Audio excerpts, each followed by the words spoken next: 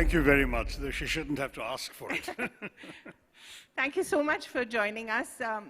Dr. Tharoor, I wanted to start by asking about the whole idea that you be Rahul Gandhi's Manmohan Singh. Where does this come for from? that, of And course, what does it have to do with Hinduism and Hindutuva? For that, of course, Rahul Gandhi will first have to be Sonia Gandhi, but which is, I think, a little difficult.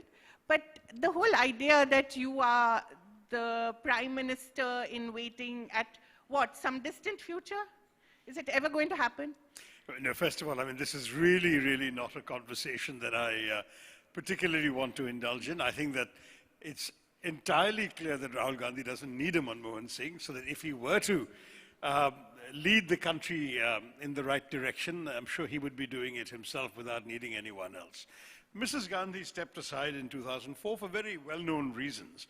And I think those circumstances were unique and will not be repeated. So let's not even go there. But let's talk about education. Isn't that what we're here for? Yes, but I wanted to also ask specifically about the All India Professionals Congress, right? Which you founded and which you are leading. That's right. Which I think is very significant because here you have the possibility of politics as a profession, which you've chosen. In a sense, you're right, though I would like to think... many other professions. I'd like to think there's one profession I still haven't abandoned, which is the profession of a writer. Writing, yes. And 23 and counting? 23 books. And the thing is, for me, I'm very conscious. I've said this before. I mean, I'm already a former minister. One day I'll be a former MP, but I hope never to be a former writer or thinker. I mean, these are the things that ultimately I think will matter with what I leave behind. And so, for me, that's the larger legacy. But the All India Professionals Congress was actually an initiative that I took very soon after coming in. We finally got the party to buy into the idea only some years later. And then in 2017, it was launched. So we are in our 5th year now. The idea is, and you know, I grew up in a professional family. My father was an executive at a newspaper company.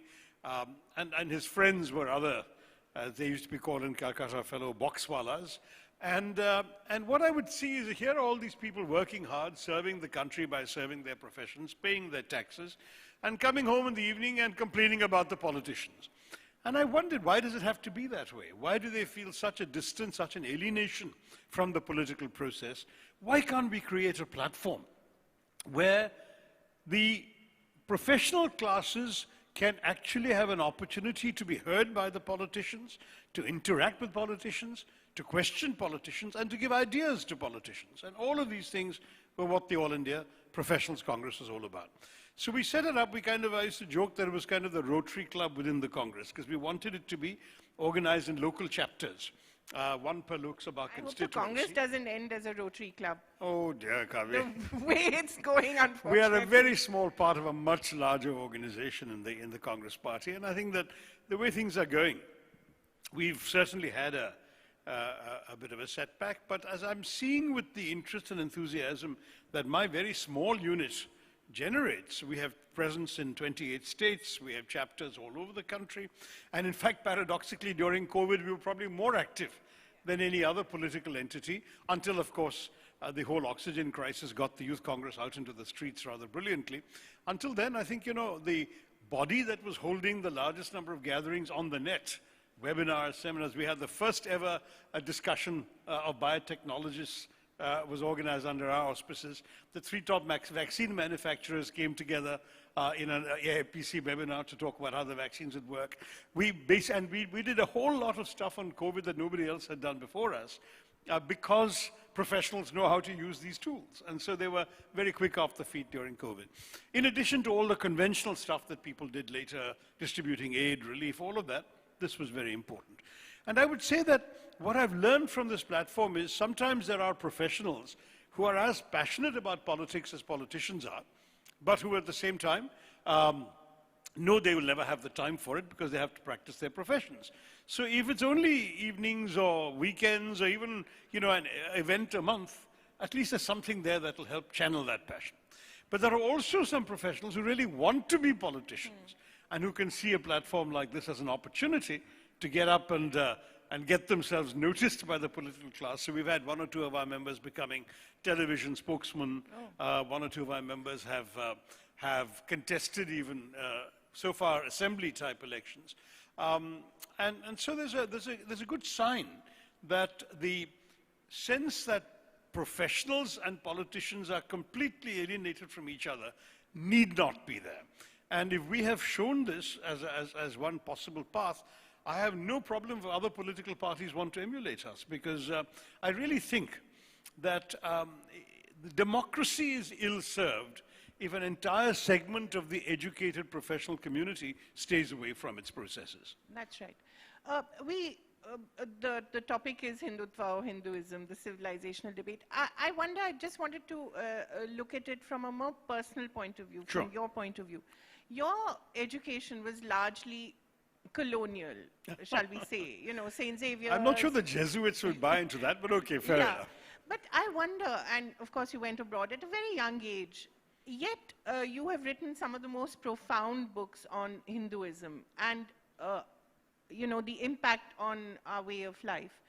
I wonder at what point did that realization occur to you? And do you think that we have been ill-served by the education system that we have actually been living with? And you've been Minister of State for HRD before. Yeah, that's right. So I wonder what switch sort of flipped in your mind, and how can it happen with other people as well? Right. Well, in my case, Kaveri, I'm afraid I'm probably an exception to the kind of thing that Prabhu talked about when he said, you know, people who had this convent education and value Macaulay more than the Mahabharata. I mean, my first novel was a retelling of the Mahabharata, so I don't think Prabhu could get away with that in my case. I haven't mentioned Macaulay until I wrote a book against British colonialism.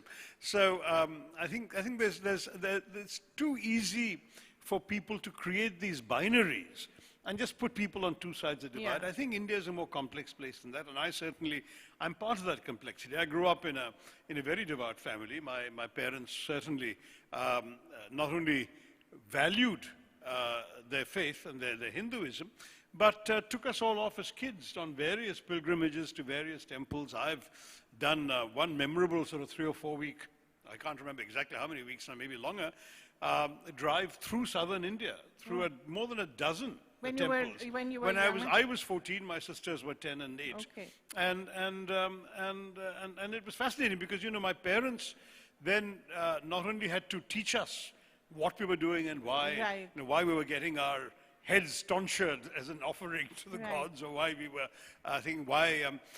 you know, I didn't like one or two temples, the priests being rather grubby and sticking their hands out for cash, and my father said, well, they've got to live too, and they've got to look after their families, and we have to understand. And all sorts of conversations about the faith as it was practiced. Right. And then, of course, the fact that you observe in your families how the faith is practiced. And I've written, going back now 25 years in my book, India from Midnight to the Millennium, I wrote about watching my father, who devoutly prayed every single day of his life after his bath, after his shower, but never... Wherever in the world he was. Wherever in the world he was, but never obliged me to join him.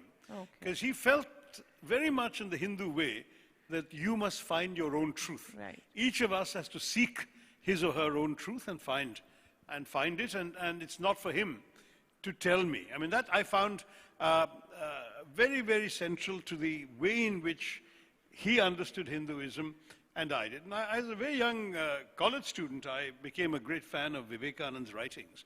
Swami Vivekananda, of course, had the additional merit for us, the colonized. Where is Prabhu? He's walked out on me. No, he's right there. For us, the colonized, because Swami Vivekananda did most of his preaching in English. Yes. Most of his speeches are in English. How were you introduced to... Not just in... how were you introduced to Swami Vivekananda? Was it through the mission? I read widely and indiscriminately, and history was my passion. So even from school days, I read way beyond the syllabus because these are the ways you find out about the world. And so I'm sure that I'd come across something by Swami Vivekananda very early on and then read more. And in fact, in my final year of university in Delhi, I was invited, I think I was told I was the youngest ever to deliver the Vivekananda Memorial Lecture that Delhi University had in 1974-75. How old were you? 19. Wow. Well, not yet 19. so it was for me something that really captivated me. And I thought, because indeed he was so accessible through the English language, you never felt that you had the barrier of translation or impenetrable shlokas that you were not sure you fully understood or had been correctly translated. And he spoke about young people and young men. He spoke about everything. I mean, he wandered through the country and then would remark that, I sometimes wonder whether it's, the country needs more sadhus going through villages or people who will actually teach them science and mathematics. Right. He actually said that. I mean, this is the kind of mind, very modern mind. And he talked about football, he talked about sport, he talked about what to eat, what not to eat. And he was quite iconoclastic about some cultural practices. For example, he wrote some of the first strongest language against child marriage. Yes. Giving away girls aged 8 in marriage is considered a crime. And those were not necessarily views you ever expected to hear from a saffron-robed monk. But he was very much a reformer with passionate ideas about what was worth preserving in our culture. And above all, I would say, a very deep understanding of this, that, as he said in Chicago, that Hinduism is not just about tolerance, it's about acceptance. And I like that because right from my school days as a student, I'd always thought that tolerance was basically a very patronizing idea. Right? I mean, somebody's and it's very position. passive. Somebody's sitting here and saying, look, I have the truth, you are in error, but I will generously indulge you in your right to be wrong. Whereas acceptance is much more. Acceptance is, I believe I have the truth, you believe you have the truth, I will respect your truth, please respect my truth. And to my mind, this was such a terrific insight of Vivekanand. He frequently used to quote the Shiva Mahimna Stotram, which says, that just as many rivers flow straight or crooked, sometimes in this direction, sometimes that direction, but end up in the same sea, so also all different ways of worship end up at the same divine. And this idea was, to me, what strengthened Hinduism, because it meant that I did not have to judge others negatively for following their paths. I had been told that their paths were valid, my path is valid, makes no difference. So in these circumstances, naturally, I became a convinced sort of pluralist or secularist or whatever word you want to use, in that I felt it was perfectly valid to respect others, respect their faiths, beliefs, and habits. I was thinking about this hijab controversy. I went to school in Bombay, and the streets you can find every single kind of clothing available. And headgear. Headgear, turbans, patkas, caps, fezzes. I mean, how did it matter? It didn't, because we just lived with diversity as a basic aspect of our reality. To my mind, these are things that are not sufficiently appreciated by those who try and reduce things to simple black and white. Hinduism is this and Hinduism is that. Because while you were all doing all this, you were also playing Romeo to Mira Nair's Juliet. There you are. No, it was Antony to Mira Nair's Cleopatra. Sorry, Antony to Mira Nair's Cleopatra. Somewhat decrepit Romeo and Juliet. But anyway. So it was that wonderful synthesis that we all talk about, the whole internationalism and yet being Indian. But not everybody is able to grasp that. I don't know why. For example, from class 10 onwards, my attire was a kurta rather than a Western-style shirt. In college as well? In college throughout, everybody... You must have been an oddball. Not necessarily, not necessarily. In any case, as I said, because diversity was rampant and people did wear whatever they wanted to, no one particularly noticed, but I was consistently in a kurta throughout. In fact, I had a particular fondness for red. I mean, so there was a sort of crimson Tharoor running around, even campaigning for the presidency of the Union in my kurta, and I won at St. Stephen's College. And at the same time, there we were debating in English. I founded the Quiz Club, which was the first ever quiz club in any college campus in India. And I'm delighted there are now thousands mushrooming around the country. So all of that, I mean, what I really valued, I think, was not any of the colonial aspects of education, because I was pretty anti-colonial from those days, from my high school days. But the fact that the system that we had enabled so much of free thought, enabled us to come up with our own ideas, invent our own practices and institutions, and at the same time that even some of the pleasures that the language opened to us were subversive ones. I mean, Nehru wrote The Discovery of India in English. The fact that he chose English did not make the language became an instrument to channelize, to channelize opposition to the colonizer. And similarly, today, I mean, I could find in post-independence India that I could use English to advance ideas that the British may not have welcomed, but which certainly took my notion of Indianness further. And then on top of that, I had a pan-Indian upbringing. I was born in London, yes, but I grew up from the age of 2.5 in Bombay, went to high school in Calcutta, college in Delhi, and my parents are both from Palakkad, so we used to go back every year on vacation to a village in Kerala. And a village where really no other language is spoken but Malayalam, and therefore one absolutely had to pick it up for survival's sake. Now, with that kind of pan-Indian background sensibility, the good thing is I feel at home anywhere in India. I don't feel out of place, and I have friends and networks, as it were, in all these places. But equally, the sort of bad thing, if you like, is that when I started wooing the woman who became the mother of my children, the first language, in fact, the best language we had in common was English. But that because too is a political... She's half Bengali, half Kashmiri. Right. So she had both Hindi, because it's Allahabad Kashmiri. She's Dr. Kailash Nath Kaju's granddaughter. And at the same time, Bengali. And of course, once any bit of Bengali blood gets into you, become a Bengali chauvinist. Yes. So she was that, and she was very strongly... And so when I was listening to Vice President Venkaiah Naidu this morning, saying that there must be no imposition, no opposition, that must be the position. I thought about it, it was a typical Venkaiah ji's, kind of line. But the problem is, if you outlaw opposition, then it becomes an imposition. So that's something which I think we have to worry about, because here in Tamil Nadu in particular, the opposition to Hindi is genuine and heartfelt. And Venkaiah Saab puts himself really in the position of saying that Hindi should be learned everywhere. When he says, why should you object to learning Hindi? That's perfectly reasonable, provided it's not compulsory. Right. If I have the right to learn Hindi, or I want to learn Tamil, or I want to learn Malayalam, and I'm free to do all of those things, great. But if we have a situation where we are told that Hindi is a compulsory subject, why should you object? It will help you in life. Therefore, learn it. That's not good enough, because obviously, as people like Dr. Ambedkar, Rajagopalachari, and others said at that time, this is actually going to be a form of oppression, which could end up dividing the country very seriously. So, to my mind, we have to really find a genuine formula that gives people the freedom to learn languages of their choice that may or may not be useful to them, but respect their choice. I mean, let's face it, as I've often pointed out in the North, there is no North Indian school that is teaching Tamil or Malayalam. There just isn't. There are hundreds of South Indian schools that are teaching Hindi. So, if some schools in the South and some school children in the South feel it could be useful for them to know Hindi, great. Nobody in the North thinks it's useful for them to know Tamil. That's their problem. But the fact is that... Which is a pity, because they should. They should, but the fact is that's the reality.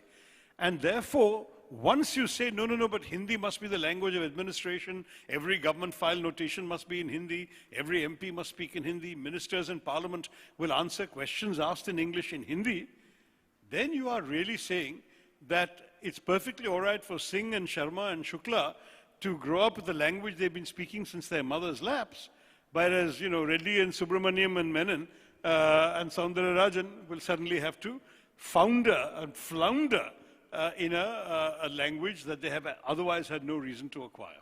Now, that is what could divide the country. It's much more important that everybody has some means of communication in common, and that could, for whatever historical reasons we may or may not like, be nothing other than English, because at least when we meet across these various linguistic divides, English is something where we are all at an equal disadvantage or an equal advantage. Of course, not everyone can speak and write as well as you, Dr. Tharoor. You have to acknowledge that. No, but then, not everyone can speak and write Hindi as well as Mr. Modi can either. And we mustn't leave out those who can't do it. Some applause for that.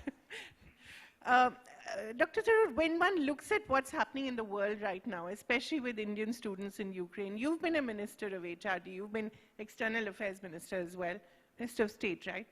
So what does one do with a situation like that? The Prime Minister, of course, conveniently blames the past, says we've not had enough supply of seats, therefore our children have had to go outside to learn medicine. But really, what does one do with a situation where you're not able to provide young people in this country an adequate level of education, an adequate livelihood. And that's really the biggest issue we have right now. No, I agree with that. In fact, I have been writing against the restrictive approach we have in this country to the creation of adequate seats in medicine. It used to be like that in engineering. That changed. Now we have a surplus of engineering seats, and engineering colleges even closing. I'd love to get to a situation like that, because what we are seeing is, because of the over-regulation in the system, there is no incentive, even for those private colleges in the medical sector, to add to enough seats. Right. So we have an absurd situation. There is a national examination called the NEET, which Tamil Nadu doesn't like, but the NEET exam, every year, some 14 to 16 lakh students take it. I think 8.75 lakh pass it, and only 10% of them can get a medical seat in India, because there are only 87,000 seats in India. Now, there's something wrong with this picture. Right.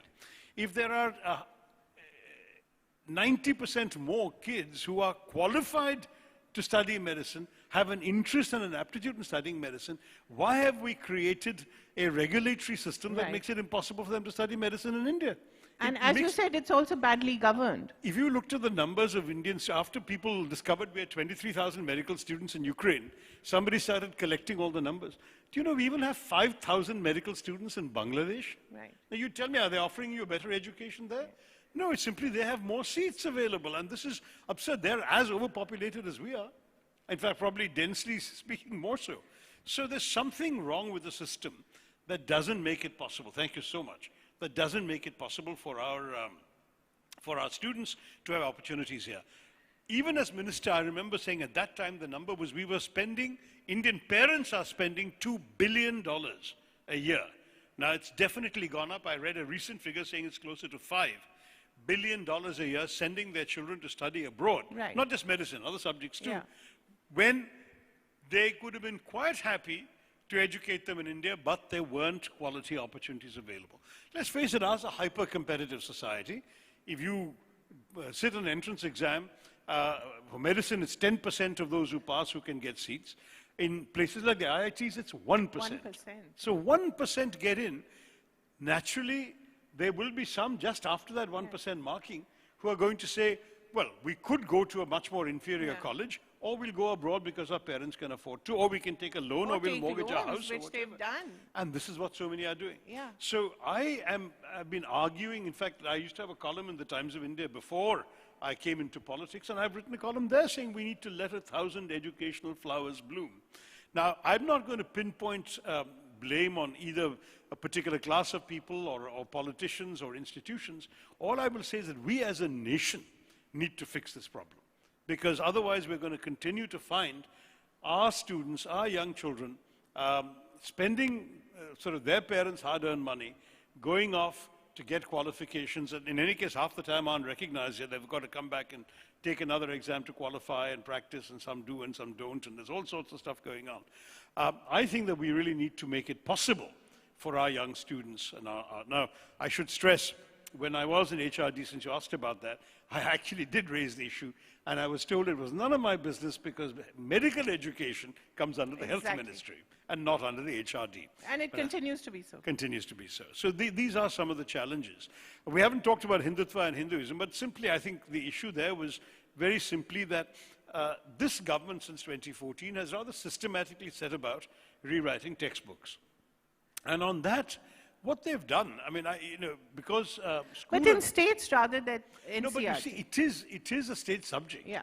Other than the Kendriya Vidyalayas and the Jawahar Vidyalayas, very few central schools, everyone else at the secondary and primary levels of education are in state-run institutions following state syllabi. Now, the central government can come up with a guidance through the NCERT, which gives you a standard syllabus and text and so on, but actually states write their own thing. So the result you're seeing is that you will find textbooks, for example, I think Rajasthani textbooks in history I was reading somewhere have eliminated all references to the Mughal Empire.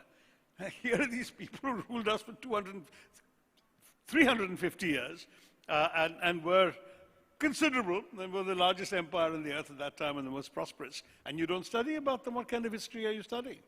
Or you study that the result of a particular battle, Haldighati.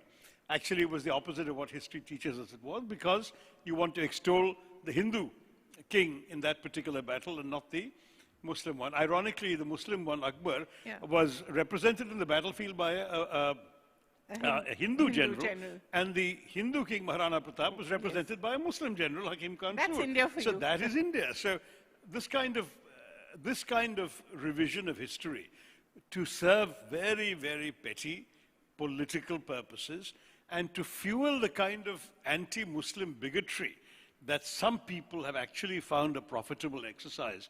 To my mind, this is truly shameful, and I would be disappointed if our country allowed itself to see the injection of this toxin into the brains of our young children at school. And the sad consolation is that most of our kids don't remember what they studied in school anyway. Yeah, so they'll probably forget history, this brainwashing also. But at the same time, it's rather unfortunate. That was on the larger issue. The absolutely last question. We've run out of time.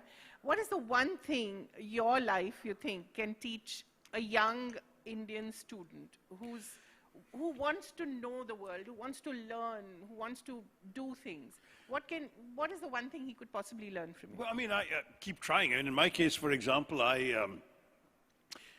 was inconveniently good at taking exams, which I accept not everyone else is, and therefore I did constantly have multiple options. I came first in science throughout, but chose to stream into humanities, and my teachers summoned my parents to school to complain, why is our best science student doing this? And I was able to persuade my parents. My father was very understanding. I said, listen, I don't like the subject. I forget everything I've studied after I've written the exam, whereas you ask me about history or literature beyond the syllabus, and I know, I've read, and therefore this is what I would rather go and study. And similarly, I aced the exams. I got what was called 5 points in those days, the highest in the country. And so my parents said, at least do economics and get a well-paying job after that. I said, no, I want to study history. And they said, but who studies history? What do you gain from that? And the net result was that they gave in and let me study history. So I was lucky in that sense. But I will say to everyone, however good you are, whether it requires more effort, more hard work or whatever, merits can get you very far. I mean, I got my scholarships to go abroad from institutions, obviously, that I had no connection whatsoever to and no one to recommend me for, no godfathers. And at every stage of my life, it was merely my ability of, yes, passing examinations, getting good grades helped. And so I was able to shape my destiny, as it were, by making choices that nobody else was making for me. To some degree, the message is not so much to students, but to their parents. Yeah. Please don't try and get your children to fulfill your dreams for you. There are too many Indian parents who say, I never became a doctor and engineer, so my son or daughter Asian parents syndrome. I would urge the parents to please just let the children follow their bliss, follow their passions, discover their passions, and discover themselves in the process. Remember, at the end of the day, long after we, the parents, are gone, these are the kids who are going to wake up in the morning, having a job to go to, having a profession to follow, having a dream to pursue. And that will not be possible for them if you have, or will not be possible for them with happiness, if you have shoehorned them into something they never wanted to do, but you wanted them to do. So my request really is, if I was lucky in my choice of parents, I certainly hope that your kids will also feel that their parents gave them support in encouraging them to do what makes them happy, because it's going to be their life that they're going to be happy in the future. Thank you very much. And I think we learned a lot, especially his fascination for Swami Vivekananda. Thank you very much, Dr. Tharoor, for joining us and coming all the way here. Thank you. Thanks.